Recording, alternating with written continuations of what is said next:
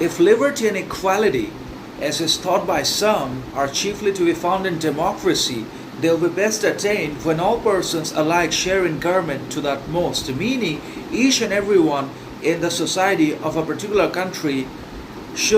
must have access to the government in its entirety. And if everyone is not able to share, experience, enjoy, and use their own chosen, supported, and voted governments and politicians to the utmost and absolute capacity, then no one can be considered to be either free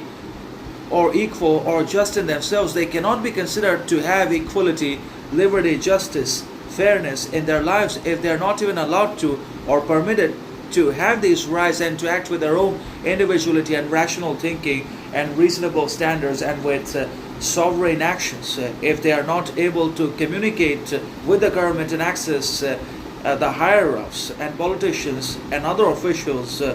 from the cabinet and different other organizations, then obviously that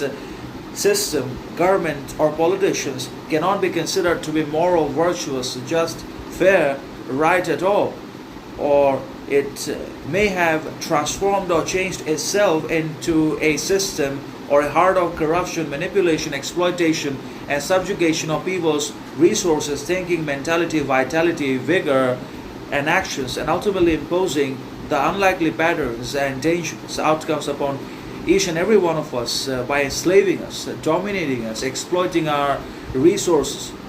compulsion, circumstances, and manipulating our perception of reality and feeding us with lies, brainwashing the basically less educated people in the society. So that is what is happening in the present democracy of this country, at least, if not the others. So when it comes to the fundamental human constitutional rights of liberty and equality, then they can only be considered to have been attained by the society or by each and everyone when all have these rights, no matter what, when politics and government and politicians are not dividing, disintegrating the people because of several reasons or bases, then only there can be liberty,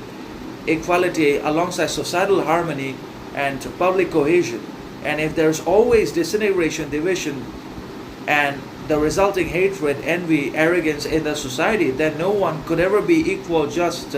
free within and outside of themselves, and everyone is going to basically suffer from these internal differences that translates into outside circumstances, and the government will impose more poverty, inflation upon us, and we will continue to struggle to meet our ends and familial demands